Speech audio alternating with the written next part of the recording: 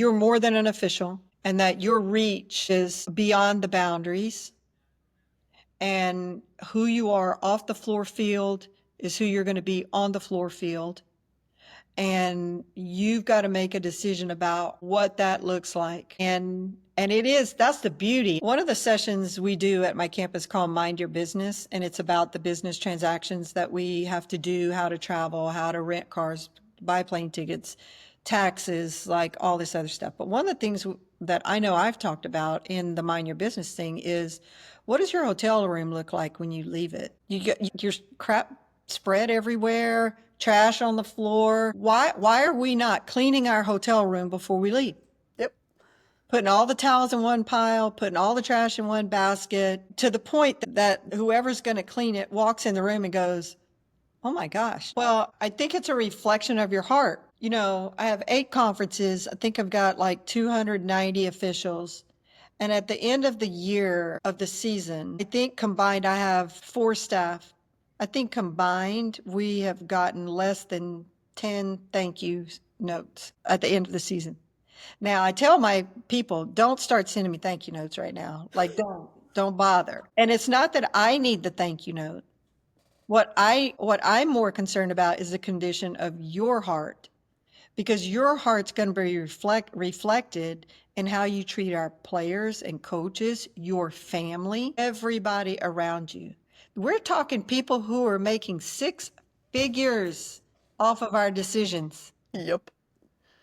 I mean, and we're just doing our jobs. I get it. And like I said, I'm already convicted. I need to say thank you. But I think the reason that we need to serve others and put others first is to understand what our place is.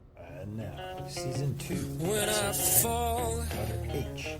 without fail, Dana Pappas. when I land and you're not there. Welcome back to the From A to Zebra podcast. I'm Dana Pappas.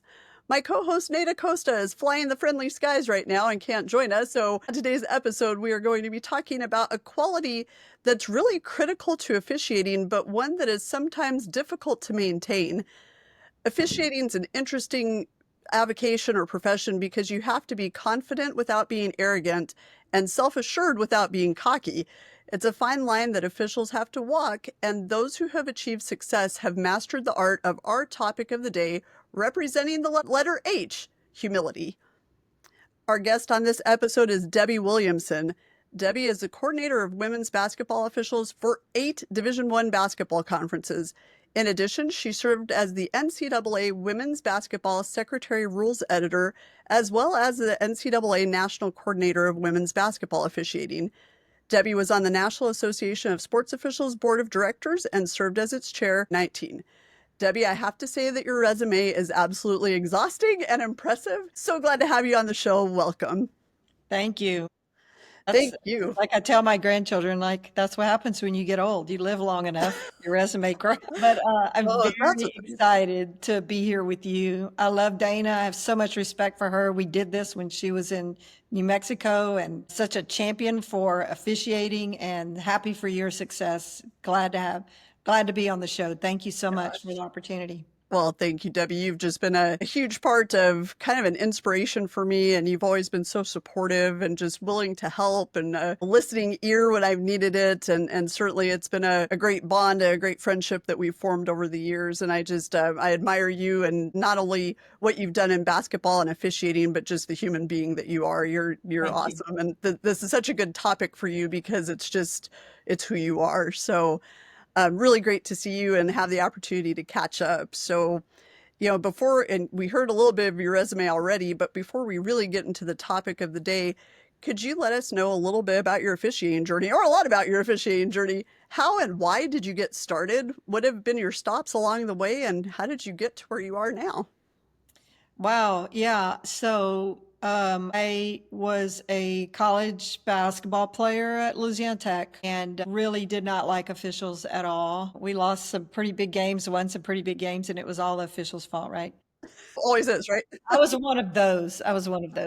And then I got out after we made 4 trips to Final Fours. We only lost, I think, 6 games in 4 years. And blamed them all on the referees. So when I married a referee, I would not wash his uniform. I would not, he couldn't walk in the same room with me if he had his stripes on, because at that time I was a Division I assistant coach and we were working through all of that. He was also a player.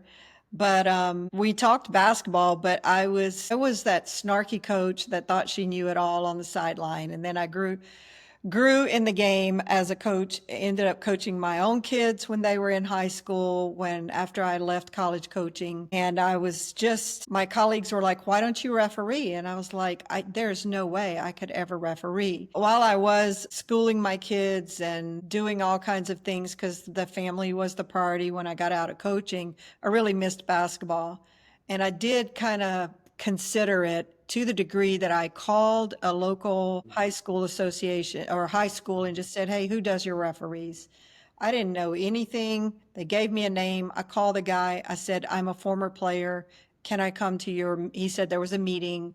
It happened to be across the street. Went to the meeting, was the only woman. And I remember sitting there thinking, not that many years ago, I was playing in Final Fours and I'm sitting here with all these referees.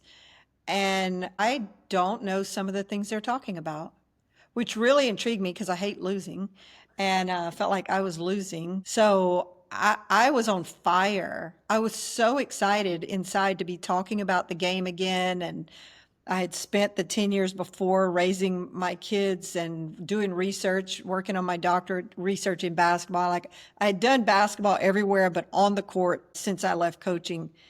And that just turned into, a move from my husband's job to North Carolina, where I tried out for a high school league there. And there were 80 officials trying out, and they were only taking a few. And they just said, we're going to tap you on the back. If you get a call, if you make it, if you don't make it, we'll see you next year. And I thought, I've got to make it. Like, I've just got to make it. But I did get a call. The guys at the Triangle Association in North Carolina were super to me. Then came D2, D3, some lower level Division I. And I looked up and I was working 80 D2 games during the year and 80 to 90 in the summer, trying to get better and realizing I just didn't know as much as I thought I did about the rules of the game. I knew the game, but I didn't know the rules of the game. And how it was a shame because I wasn't the only one in the coaching profession. So when I got my husband was a Division I AD at the time, and he brought me the job description for the Secretary of Rules Editor job. And I looked at it, and he knew my heart was torn. I'd gotten out of coaching to raise my kids and be present. And I looked up and I wasn't present because I was refereeing. Right. So I stepped back out of basketball, off the floor again, to remind myself of my priority to raise my own kids, and became the Secretary of Rules Editor. And the first thing I did was I wrote an article called for the Women's Basketball Coaches Association newspaper at the time. I didn't know what I didn't know, 10 myths. And I felt like it was the 10 rules that coaches that are most misunderstood. 5 years into that, it was a hit. And it still is. I've used it for all over the place and still today. And I need to pull it back up for some education I'll be doing this summer. 5 years into the SRE job, the national coordinator position was open. The NCAA asked me if I would take both. And I did that. And then after 8 years total, decided to go to the college conference coordinator route because I wanted to do more teaching.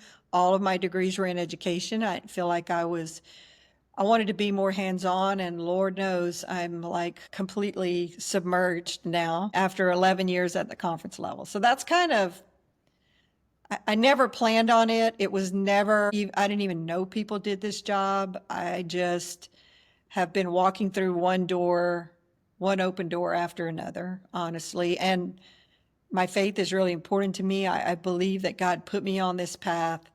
And I've tried to be obedient and serve well in it. And I've made a lot of mistakes. And hopefully we can learn from some of those tonight so somebody else doesn't make the same ones. Now, your journey is really fascinating. So I did not know the whole thing about your husband being an official and your coaching. And, that's similar. My whole life has been spent working with officials. My husband is a former coach. he was never coaching when we were together, so it would be interesting to see how that dynamic might have affected. But I can't imagine what those dinner time conversations must have looked like for you, because Oh, you're on different sides of the fence and seeing it from your own perspective. So that part of your journey was really cool, and then just kind of hearing how as a coach, as an educator, going into that room and being like, wait, maybe I don't know as much as I thought that I knew, because you do have to see it. You have to know the rules so much more intimately as an official. So I think that for listeners, I think that that's really good information for them to understand. You can play and coach your entire life, but officiating is just a different aspect of officiating. yeah, for sure. And the one thing I would say that I would want officials to know, though, for the rookie like me, not a rookie in the game, but a rookie official, when I walked in that room, I was treated like I knew nothing about the game. And that was really sad, because I had played for Hall of Fame coaches. It wasn't interchangeable with officiating. But I felt like there were a lot of guys in the room that felt like they needed to keep me in my place because I didn't have the years on the officiating side. And yet I had the years on the floor that they could never dream of, Right. where I was watching officials work and learning from their whistles. And that's something I've taken over to this job, is we teach our coaches by our whistles. So if you're refereeing the time and the score and calling fouls that aren't fouls because you think the strategy calls for this or that, you're teaching them that that's a foul, and you're penalizing someone for something that may not be a foul, because you're basically manipulating the game unintentionally. But I've tried to, and that's probably the big thing about my career, is I've worn all these hats, and I just literally take one off, put the other one on, and they're all, because I've sat around the entire table at 63 years old, or 4, whatever I am. And so I can see that. But I would encourage officials, when you have former players, and we're trying to recruit former players, and they get to the table, don't feel like you got to keep your foot on them. I think we do have to explain to them, no, that's unacceptable as a player, as a coach, as a referee, this is how we have to think. I remember we beat Tennessee 30 in the national championship my freshman year, and a Tennessee player later in my officiating career, she and I ended up on the same court at camp, and she passed on a foul, and I came in and got it, and I was like, why didn't you call that foul? And she's like, well, she's just got to learn how to play through that. And I'm like, okay, I play for Coach Ballmer, Miss Hogue, you play for Pat Summit. That's how we thought as players. I don't disagree. But as referees, she crossed the line because of this reason. So we just have to be aware of, as we get more former players, don't be threatened by anybody. Give people room to grow and nurture that growth. But don't discount any time they've spent. We have Final Four referees who never played. We've got Final Four we've got coaches, college coaches, major Division I, who never played. So you don't have to play to referee, but you also don't have to discount the basketball experience other people bring to the table either.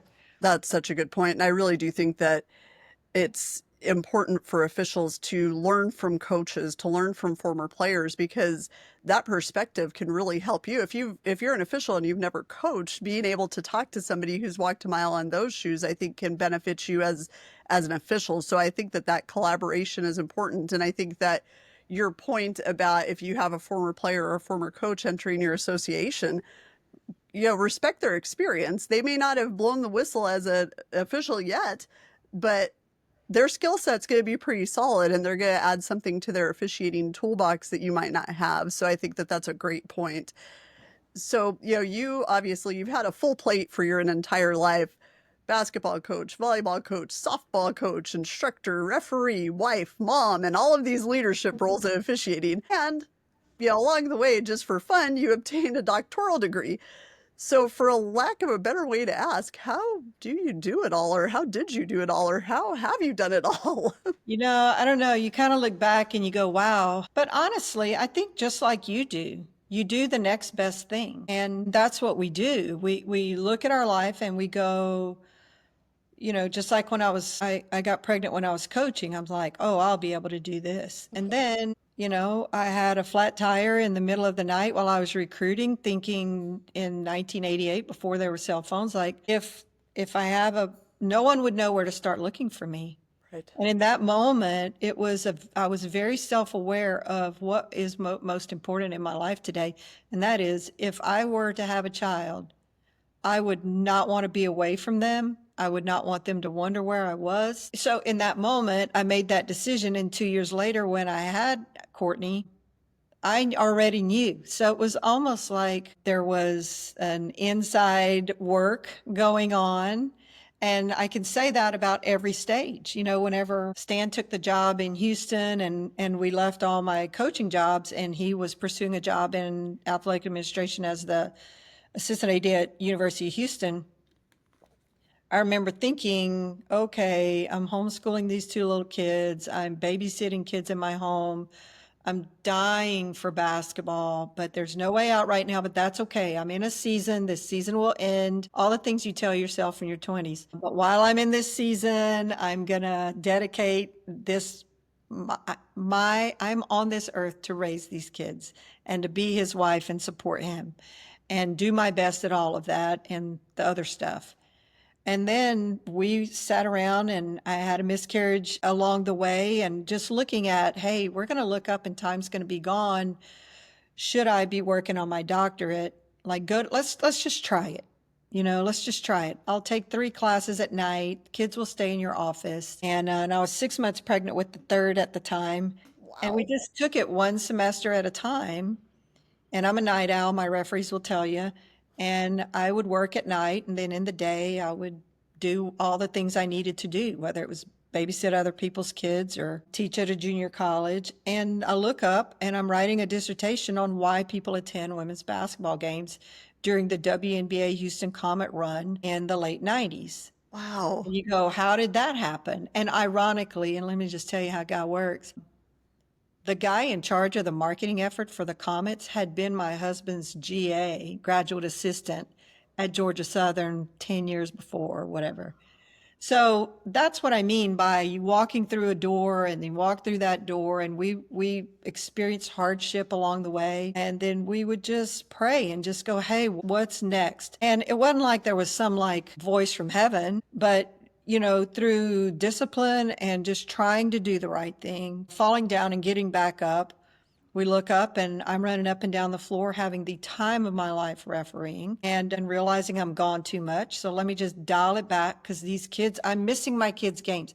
I missed my daughter's state tournament to go do a D3 tournament. Why? Like, why did I do that? I got out of coaching. And I'm looking at all the people I was coaching with, my teammates, Kilmoki for one, making a crap load of money. And I got out and now I'm gone making no money just because I'm loving refereeing. Like, let's readjust here. Let me go back to what my priorities are. And that is, I need to be present for these kids. And even when I took the national coordinator job, our youngest was like 16. And I had backed off of a lot of things, had made a commitment. I'm not missing these games. I'm at all their games, because that was important to me as a player. Mm-hmm. And I tell my referees, and I've said this for 15 years, there's just some things you cannot get back. So true. Basketball will always be here. I cannot get that state championship back for her, that her mom wasn't there. And so I just, in midstream, changed that direction. And even when I took the national coordinator job, I was actually going to turn it down. And we were having the discussion and Nate walked in the room. He goes, Mom, what's going on? I told him I'd been offered this job, explained what it is. And he said, well, are you going to take it? I mean, surely you're going to take it. And I said, yeah, I don't think so. He goes, why would you not? I said, because I don't want to miss what you have. And in a typical country boy fashion, he goes, I ain't going to be here, no way. And I thought, okay, I'm going to stay home just to work on your English. But he goes, I'm about to turn 16. I ain't going to be here. I'm going to get a truck. And I was like, oh, no, I'm staying here. I got to police this. But I go back to the term, why would you not? And really thinking critically about how my decisions affect other people. But to answer the original question of how did I do it, I think a lot of prayer and just I feel like this is a calling to me. I don't think I'm special. I don't think I'm any different than anybody else. I have been convicted that I've been blessed with a certain skill set, a work ethic. All the things I've been through have taught me valuable lessons. So I want to make sure that I'm the best version of myself, and that I have said to the Lord for years, do with me whatever you want. I'll go where my alarm, the song on my alarm every day is, I'll go wherever you want me to go. And I have to mean that. Right. And I'll do whatever you want me to do. And then being open, because a lot of times that doesn't look like what we think it's going to look like. I wouldn't have married an official, Wow. How is that in the cards? So I have to be open to whatever looks like. And I would just say that in all these different stages, living in 5 states and playing basketball in 9 countries and the doctorate and the 3 kids and now the grandkids and all that, I couldn't have planned any of this. I just did the next, like you do. You do the best you can with what you have, where you are. And I've always had a very real conviction that what I do and what I say matter. And And they that do. nothing is hidden. And that's not to say, again, that I haven't done stupid stuff. But, As we all have. just get up and do the best you can. Absolutely. And that's such great advice, because I think that it's easy to, and I think sometimes even especially as women, I feel like there's always that constant, okay, I need to be there for the kids. I need to be there as the wife, I need to be there for all those things. And sometimes you almost feel like you deprioritize yourself a little bit, and being able to balance that all, it's challenging. But I think your philosophy is so good about, do the best that you can and be open to whatever the next thing might be, and then tackle that with the same tenacity, with the same courage, with the same strength that you have everything else. And I think that that's how things kind of fall into place. And sometimes it's scary, because you don't know where the chips are going to fall, especially like you said, you've moved around a lot, and you've had all those other elements, and just to be able to come out, and yeah, we stumble, and yeah, we make mistakes, and yeah, we do stupid things, but to be able to go, okay, well, I did that once, I won't do that again. Like, learning from your mistakes is such a big part of that journey too, because boy, have I made some, and they just make you stronger in the end. As long as you don't keep repeating them, then you're okay. Well, that's the thing. That's, life off the floor is a lot like life on the floor. For sure. But I've never talked to anyone who regretted being present for their kids. I've talked to a lot of people who, like me, regret being away or not being the spouse I needed to be. So I grew up in a broken home. Our parents were alcoholics. Thankfully, they got better. Like, being present and realizing what I can't get back. That's been a very real thing for me.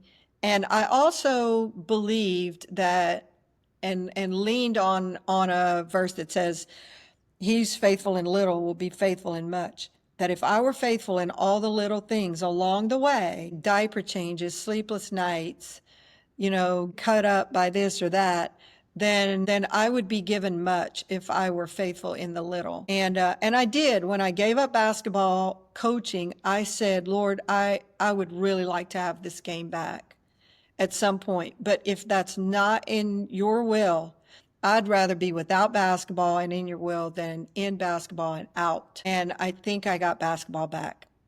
That's amazing. That's just awesome. So we're going to get into the topic of the day now, which of course is humility. So how important is it that officials, especially as they begin to climb the ranks, when they're starting to kind of puff up a little bit, how important is it as they receive those accolades and climb the ranks, that they stay humble? Well, I think when people have to work to be humble, then they need to take a hard look at how hard is it to be humble, Right. because that might be part of the problem. I think it's really important that we're all humble. Now, I think there's a difference between being humble and like self-defeating. Those two things are not the same. And posted the definition of humility I do it on my fall meetings with officials, and be dang if I didn't even put it in front of me today, and this is the topic. But I feel it's that important that we realize that we didn't just make ourselves. We were put in positions, we walked through certain doors and other doors were closed. But, there's so much of this that's out of our control. For sure. And then what is in our control, sometimes we can have the rug pulled out from under us and think that, and can't come up with a reason why. So why would I think that I made myself? Why would I do that? Why would I not just from the beginning just be thankful for the opportunities that I have, bust my butt, and then because of my faith personally, I trust that nothing goes unseen and that my reward is outside of what I do in my workplace or even on the floor. And that is very difficult because you're watching other people's game counts. You're better than, supposedly, you're better than somebody else who's got this or got that, and they got it because of what they look like or how young they were or former player or whatever. But for me, I just have to push the pause and go, I either believe God's in control of this or I don't. And because I do, I can truly let him have my future. I don't know how people do it outside of that, frankly, because I'm so grounded in that piece of my belief system that it's changed the way I look at things my whole life, but even more so as I've gone through very difficult times where that was tested. When I was pregnant for my second, I was put on 4 months bed rest. Oof. Now, at the beginning, it was a week by week. So we went week by week for 4 months where I'd go to the doctor every week and he'd go, and I was in and out of the hospital just trying to keep this baby alive. And I had a 2-year-old running around. And I remember thinking, oh my gosh, like if someone had said, you got to do this for 4 months, I'd have just freaked out. And there's an 80s term for you. I say it all the time, which says something about us. But because it was a day to day to day defeat, basically, I just had to look and go, why am I doing this? I'm doing this to keep this baby alive. Every day I would have to remind myself why I was doing the hard thing. And one of my things is embrace the hard. Mm-hmm. Because I always felt as a player, because of who I played for and all the lessons and watching my parents go through lots of hardship, is that I need to embrace the hard and I need to let go of what I can't control and trust the God that's in charge of my future.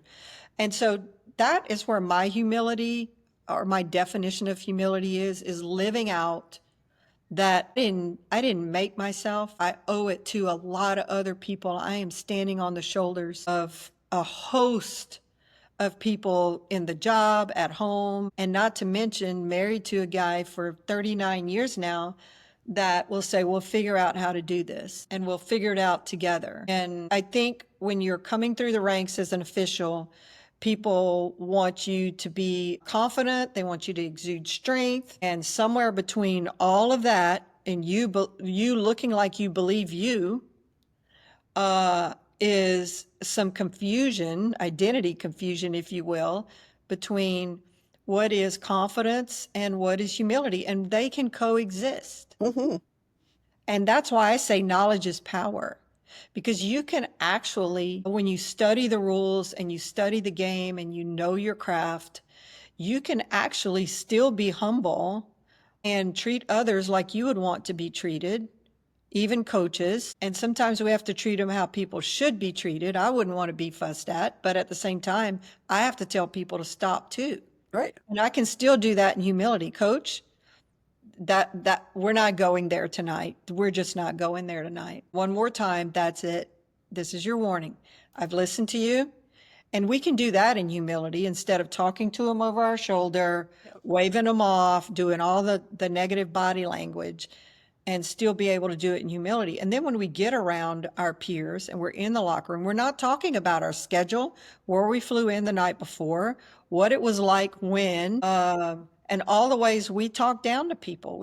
We have to check ourselves, and we have to have an accountability partner who is equally concerned with humility to keep us in check.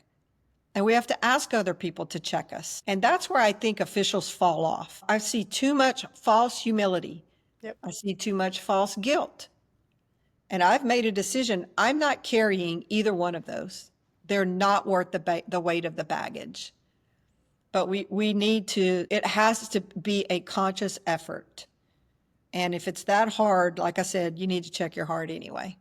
Gosh, that was a great answer. And, working with officials back home when I was more working with them one-on-one, I would always tell them, stay humble, stay hungry, because it's something where I don't want them to lose that desire and that fire. But remembering as you're ascending, you're standing on a lot of shoulders, like you said, to get there, and you will fall. There's going to be a time where you fall, and you better treat all those people that you stood on their shoulders with respect and dignity and humility, so that they catch you when you fall. Because if you step on those people, if you forget where you came from, Yep. that fall's going to be long, hard, and lonely. And I think that the majority of officials get that, but there is a percentage, just like in anything else, where they think it's about them. And I'm like, what about your mentors? Who helped you get here? You did not do this on your own. I refuse to believe that any official who's had any degree of success has done it by themselves. And it's not just in the officiating. It's like you were talking about. They had to have a supportive partner or a supportive family or whatever that looks like for them.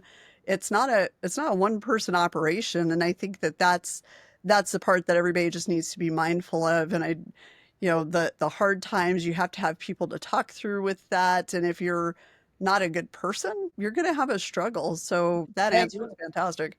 I agree. And I'll tell you, I know one of the sessions we do at my campus called Mind Your Business, and it's about the business transactions that we have to do, how to travel, how to rent cars, buy plane tickets, taxes, like all this other stuff. But one of the things that I know I've talked about in the Mind Your Business thing is, what does your hotel room look like when you leave it? You get your crap spread everywhere, trash on the floor. Why are we not cleaning our hotel room before we leave? Putting all the towels in one pile, putting all the trash in one basket, to the point that whoever's going to clean it walks in the room and goes, oh my gosh, And sometimes I even strip the bed. I haven't lately, but like, why? There's a book called Make Your Bed, and it's about the discipline of what that actually radiates, if you will, or communicates about your discipline. And I'm not the most disciplined person in the world, but it was a good lesson for me about how the little things matter, like I said earlier. So what about the game managers? I have some officials who have really changed the way that they treat game managers. They will bring them things. They will give them their lunches. They will bring them I always leave a bottle of water in the rental car for the person that's going to take it from me, or try to. I leave it clean, and it just, that is humility to me. Yes, it is. At the AC tournament this year, this security guard stopped me and he goes, I remember you. You gave me a piece of candy last year. Oh my God. Well, I don't really do candy. I must have taken it from the locker room. I don't know.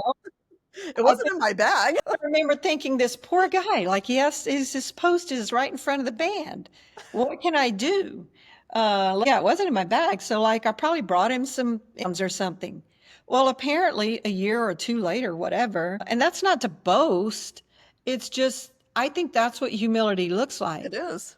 And I'll tell you, over just the 20 years in officiating, I look back and I've said this when I taught at NC State. I was the director of the coaching minor, and before I realized people even did this job, I remember telling my students, it's a small world. It's a very small circle. You better be careful. People are going to show up in places you would never, ever believe. And between Stan, my husband, and I, we could spend hours talking about the people whose paths crossed, we sat next to on an airplane, we sat next to somewhere, that we end up working closely with. And they remembered how we treated them. And that's what I would say to officials. And as you see younger officials just go right past you, they also remember not only how you went up, but how you came down, to your point. And what a better legacy to leave in this business of, and in this culture of rage, than a firm confidence that also exudes humility. And just kindness. You were talking about the security guard. It reminded me of, we used to have our referee educational forum back home, and a mutual friend of ours, Jimmy Casas, was giving a presentation. He was talking about, when you go to a school, do you learn the janitor's name? And there were a bunch of people that just kind of made a face. He's like, they're going to be the one that opens the door for you. Like, they're going to be the one that helps you get to the locker room. make sure you know the name of everybody you come into contact with, because the next time you're there and you remember, that's going to mean something to them. So you gave some guy a piece of candy that you didn't even really remember, and it made that big of a difference. So it's just that humility and kindness, as far as, we're not going to just treat the school president or the athletic director with that respect. It's the security guard. It's the person who opened the door for us, who, those great game managers, the table crew, all of those people that you come into contact, because how you conduct yourself with them, that's hugely important. And it's really a reflection on the whole officiating community. So It really is. I think That that's is so such a important. great point. Yes, you are exactly right. And seek out the people who can do nothing for you. Right. Just What a good lesson. people who can do nothing for you. Yep. And see what you can do.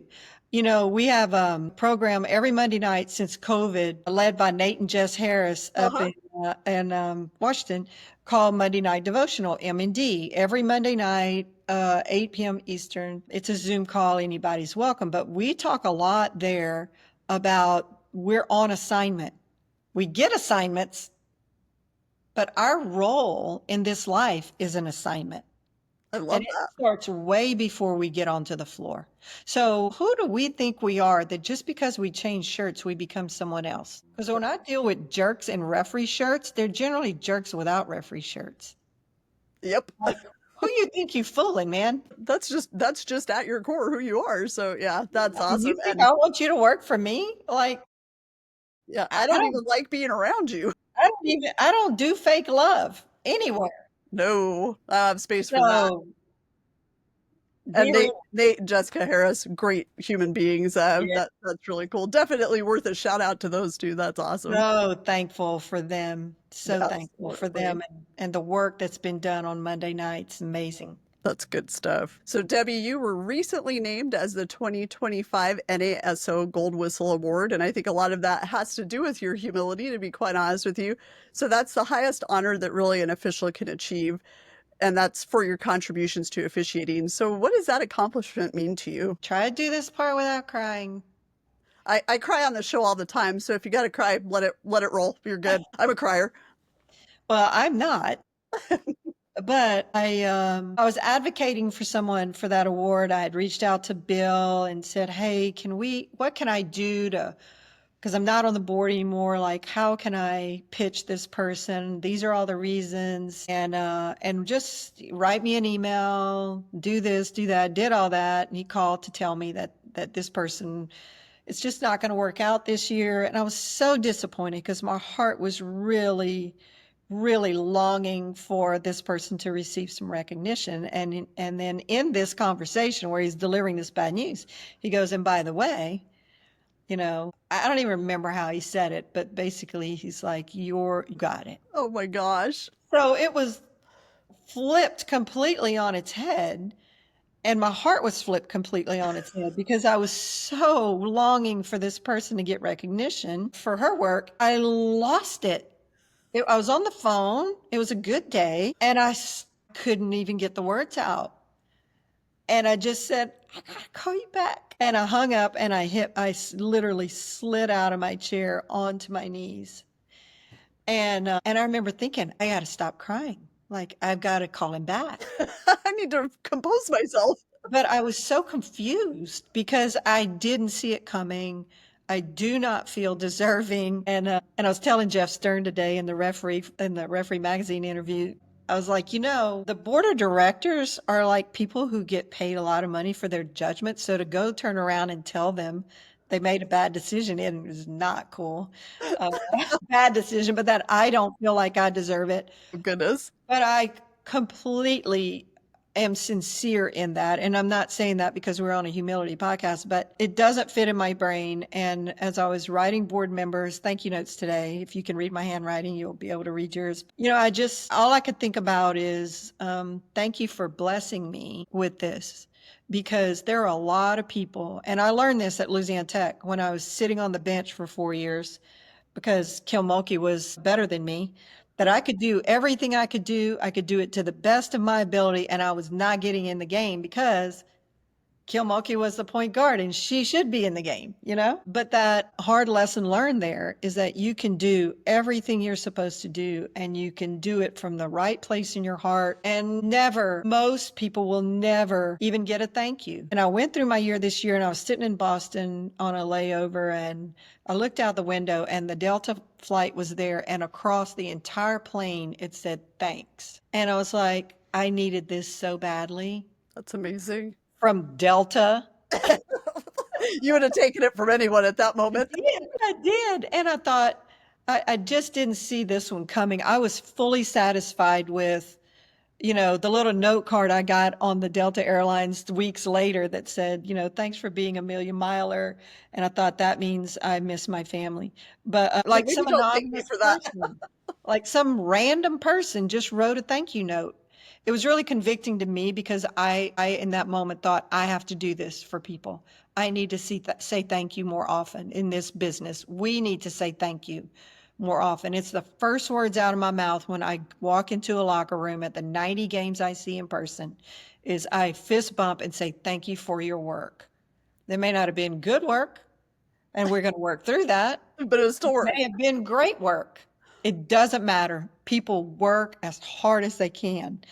But back to the gold whistle, like I just got Referee Magazine today because I actually happened to be in Houston for my one weekend of the month. I see, like, I haven't even looked at the recipients. I just have been in those summits like you have for all these years and just so genuinely happy for those people and their families.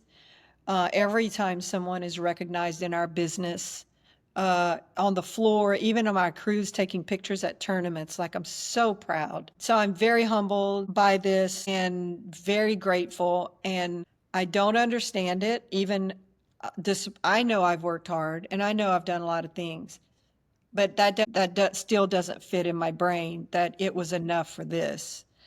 And it's because I have a great respect for the work of NASO and people like you and the board and all the people who've come before us at NASO and Barry and Top and that whole office. They're just amazing. They are 100%. All of them over so many years. And it's because of the great respect I have for what this represents. It just blows me away. But I'm very grateful. Well, I don't take it for granted either because it didn't have to happen. It's just grace. And grace, the definition is unmerited favor, and that's what I feel like grace has been extended to me many times in my life. And this, but not like this. This is a big one. It's a Final Four. It's a Final Four. But this one I actually got in the game. This is a big one, but Debbie, it's so absolutely, it's so well deserved. Like I know it's hard. Well, thank you. It's hard for you to wrap your head around it, and I'm sure that was the most confusing phone call you've ever had in your life because you're going to bat for someone else, and then find out you're getting it like that wily Bill Top, like he just turned the table on you. But it's, what an emotional roller coaster. You just did a 180 in like 2 seconds, and you're like, what in the world just happened? I'm gonna hang up on you now. Like we'll talk later. But yeah, I'm so happy, and it's funny because every year I'm at the Gold Whistle Award ceremony, and I think I cry every year. I'm emotional. I do too. It's just because officials don't get a lot of recognition or accolades. So when they do, it's so meaningful because they always talk about, their families and their mentors and their friends and the people who helped get them there. And it's just, I feel so overwhelmed with just pride and gratitude for them and the whole industry that you get all in your feelings. But this one, when you get it this summer, I'm going to be bawling like a baby. So I apologize for that ahead of time because I might be kind of a mess, but it's just so cool, and congratulations for receiving it. Well deserved. One day maybe you'll think that, but I'm telling you right now that it is. I'm happy for my family. I'm happy that I feel like they're being rewarded for their patience on this journey. So, but thank you very much. I'm very grateful. See that answer? That's another reason why you're getting the award. But anyway, so can you, we're just talking about humility and that's, like I said, one of the reasons why you've been so successful. So can you tell our listeners how to really try to stay on the side of confidence over arrogance and why it's so important, and just kind of expand on what we've talked about, why it's so important to serve the game overall with humility. Well, I think it's a reflection of your heart. I have 8 conferences. I think I've got like 290 officials. And at the end of the year of the season, I think combined, I have 4 staff. I think combined, we have gotten less than 10 thank you notes at the end of the season. Now, I tell my people, don't start sending me thank you notes right now. Like, don't bother. And it's not that I need the thank you note. What I'm more concerned about is the condition of your heart, because your heart's going to be reflected in how you treat our players and coaches, your family, everybody around you. We're talking people who are making 6 figures off of our decisions. Yep. I mean, and we're just doing our jobs. I get it. And like I said, I'm already convicted. I need to say thank you. But I think the reason that we need to serve others and put others first is to understand what our place is. Because if I keep, I have someone very close to me that's suffering with breast cancer, and her husband said to me, this is hard on me. And I'm like, okay, but that was like the first thing. This is hard on me. And I sympathize. It's hard on everyone. Right. But that was the first comment. And I think my husband's taught me a lot about putting others first, because he is such a servant. And I think our world needs more. I mean, and people are going to say, oh, that's Southern. But like, he opens the door for me.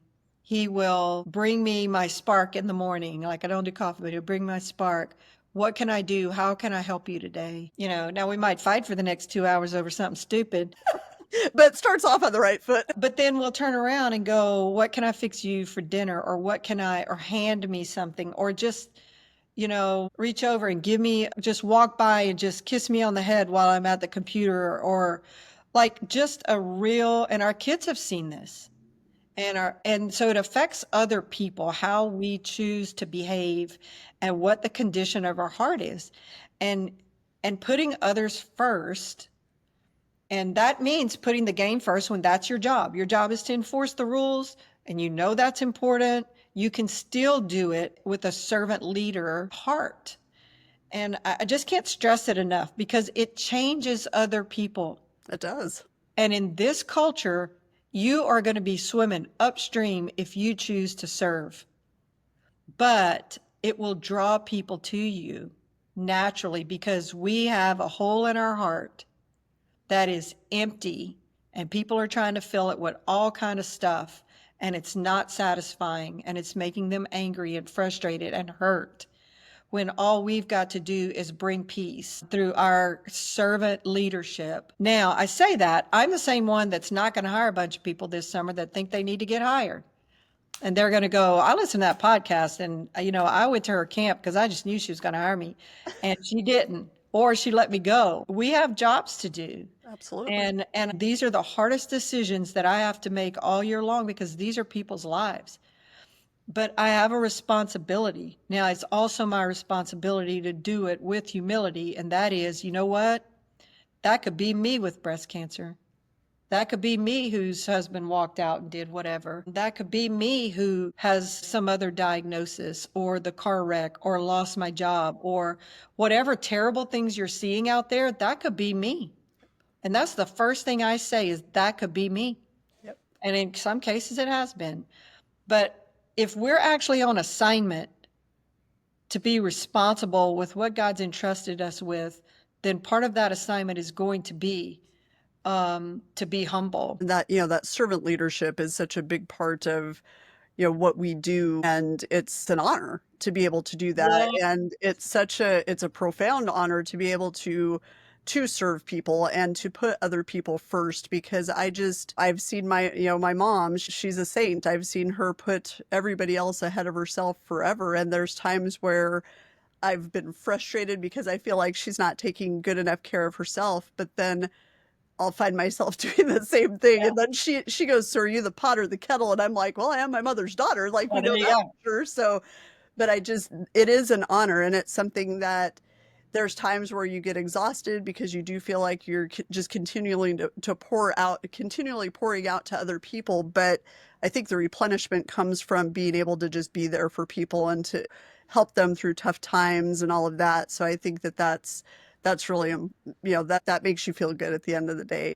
Yeah, it does. And I also am not advocating for people to be a doormat. I think Correct. that, like I said, I'm very clear on what my job is. My conference hires me to have the best rosters doing the best job they can. And with that means some people are, I'm going to hurt, other people are going to hurt, my decisions are going to hurt, but how I'm making those decisions and where the place I'm coming from, I've got to, I continually check myself and I pray for wisdom and discernment, but I'm going to make some decisions that are going to be very difficult. I'm going to have to say no to some people and stop. And that's not that I'm not humble, because again, it could be me over there, but I have a responsibility. I have a call to do some things I am called to do that no one else is called to do. And I have to stand firm. And that may not come off as very humble every now and then. It just may not. I mean, some lady was kicking the back of my seat the other day. All I needed to do was tap the back of my seat twice, but I had to choose how I was going to say, stop. Exactly.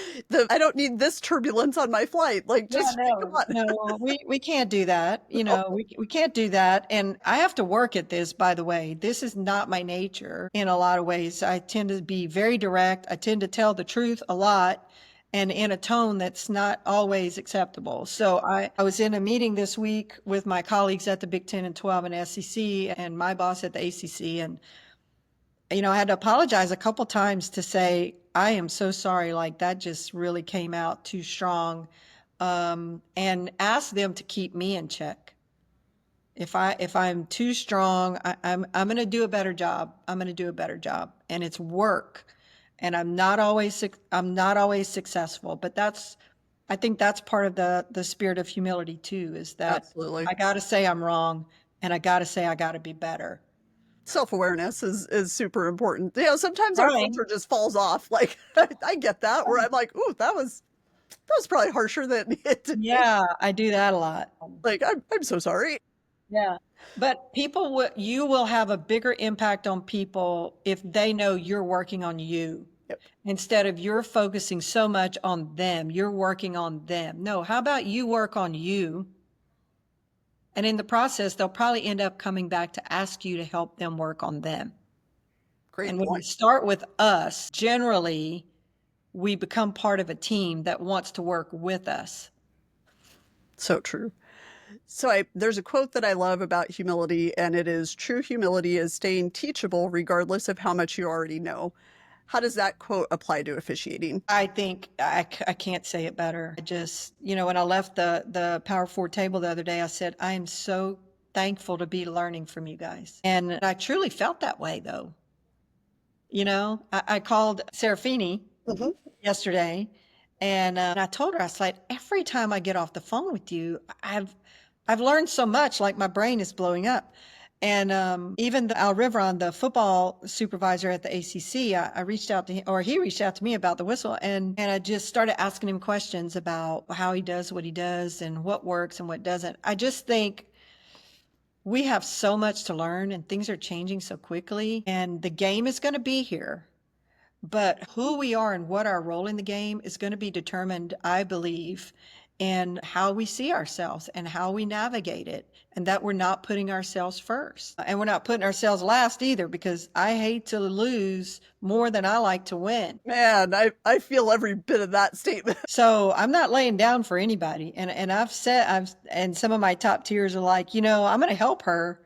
I'm not going to want her to pass me up, but I'm not going to keep her from passing me up, but then turn around and looking at that person in honesty. And we hadn't even talked about honesty and true honesty with yourself and others. Turn around and look at her in all honesty and say, I'm not giving this up. You're going to gonna come get it. take it. Yeah, you're going to have to take it.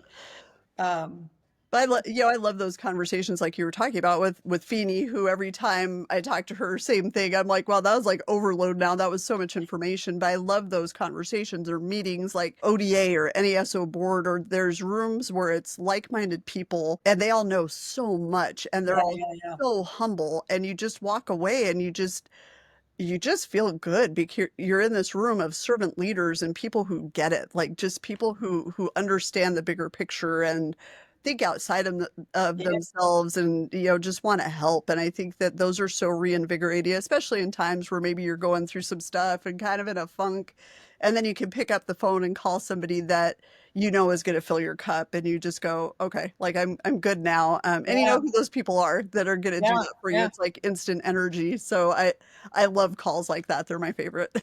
And that's the summit, right? Oh That's my the gosh, summit. 100%. I mean, I saw on social media where those chicks went up in the air last week and to space or whatever, and they were talking about their view of the world from there, which really kind of blew my mind. But it reminded me honestly of the summit, because that's what it is. It You is. take a quick flight up and you turn around and go, "Oh my God, that's where I fit in all of this world of officiating." And listen to young kids like Noah Katz. And when I'm talking like innovation, like Oh crazy, my gosh. of all the things, the big picture world, not just my little space. And as big as my space and footprint is, especially now that we've added, we're coast to coast, I'm still such a very small part. I think of Terry Gregson, Oh my gosh. with the National Hockey League and what I learned from him about exit planning, and Carollo being the football guy and the nut that he is, such a bright human mind. And talking about a sport I really don't know anything about, want to spend more time learning from Blandino, and the list just goes on. And then you got Billy Kennedy and Tom Washington and those NBA guys, and I'm in basketball, and I still feel like I don't know.